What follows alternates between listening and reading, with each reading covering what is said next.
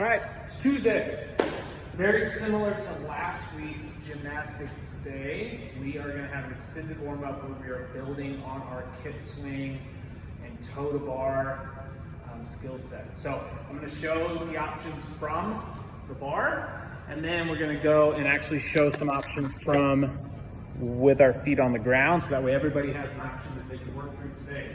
As written, it is 5 kip swings, 3 kipping knee to chest or toes to something, and then 3 toes to bar, and you're supposed to do that 3 rounds. And in between that, we'll have some front rack lunges that we're building to, so we're ready for the workout. Well, let's go over that kip swing first. So, depending on where you're at, hopefully everybody can at least hang from the bar, get that active hang, and then we can work on our kip swings from there. So everybody at least should be able to do some small kip swings or work on this. Back and forth. Think about that chest leading the movement, pointing those toes down and away from you when you're in that hollow, which is that back position, and then pushing that chest forward, legs go back through that arch or Superman position there. So we'll have 5 kip swings. You can work on those being small, build those up a little bit bigger, depending on where your skill set is at. Next one, kipping knee to chest or toes to something. So we see these almost every week when we're going over our toes to bar movements and scales. If we're going with our knee to chest, it's still pushing back into that, as we push back on the bar, we're still in that hollow, but we bring the knees up. We can even bring them up higher. And then we go still into that arch or Superman in between each one. We want to maintain that kip. I'm going to show you how we can tap the feet here in a second if you can't maintain that kip consistently. Toes to something. Trying to get now the legs up higher, and we're building up towards our toes to bar movement, okay? Let me move this so we can show some options with our feet touching. So if you have a hard time hanging from bar or maintaining that kip, what we could do on this is I want you to try to do your kip swing from the bar with your feet off the ground. But if that's too difficult, we can go feet on the ground, and you can do your kip swing with those feet right underneath the bar. Have those arms locked out, and we're working through that shoulder and chest movement. What we then could do for the knee to chest or toes to something is keep your feet on the ground through the arch, Superman. So we're going to come through, keep them there, and then as we push back, and we go into that hollow, we're going to lift and jump up. So we come through, up, tap again, and lift or toes to something.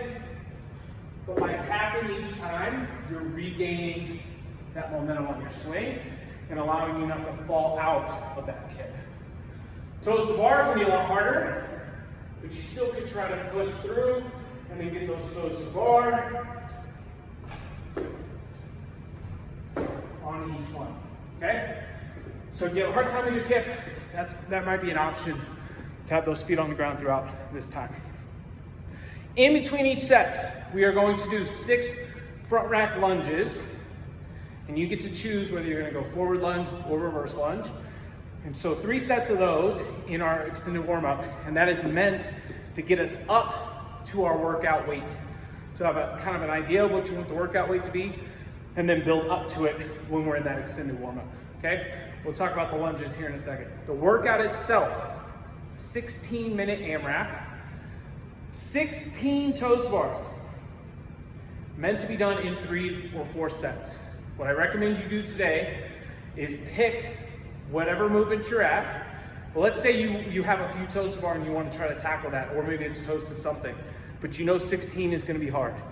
Maybe you can do 3 sets of 3. Or 3 sets of 4, which gets you to 9 or 12. Do that number and move on. Don't try to fight for singles on the toes to bar to get you to that full 16. That way you can keep moving through and get to that goal of 4.5 plus rounds, and we don't just get bogged down staring at the bar for the toes to bar. So build up that skill, but know yourself. Maybe it's 9, maybe it's 12, maybe we got 16 in us, but don't get bogged down on that movement. That's my first take on this. Then we go to 8 alternating front rack lunge. Again, you can choose whether you go forward or reverse. but it's gonna be 8 lunges, 30-second front rack hold, 8 lunges. You might be able to go unbroken and hold on to this bar the whole time, but very likely we're gonna be trying to go unbroken on the lunge part, set it down before and after the hold, and then go back into your lunge. So, roll that bar back onto those fingers, elbows up, pointing across the wall to the wall across from us. Have those elbows fighting up, but without arching that back. We don't need to be leaning back into it. So everything's nice and tight. I like to go reverse. So I'll be going down into that lunge, alternating. Make sure it's not on that full tightrope, but that you're stepping out a little bit, about shoulder width with your step. And then when I finish 8, I've got to hold it up here, 30 seconds. When you're holding, think about pulling that rib cage down. Start to control that breathing. Fight to keep those elbows up. Don't let them start falling down this way. Let's not sack down here. But really hold everything tight. And if you do need to rest, we'll take that ball back down. But we want the 8 lunges to hopefully be unbroken, the hold itself to be unbroken, and then the 8 lunges to be unbroken. So be smart with when you rest on that. So that's obviously going to be a lot of time with this bar and that front rack. And you're going to spend a lot of time on the pull-up bar with our toes to bar movement. Goal is to get 4.5 plus rounds. So you got to choose wisely on your weight for the lunges and then what kind of movement you're doing for toes to bar. Either way, it should be fun. Long, sweaty AMRAP. Have fun. We'll see you on Tuesday.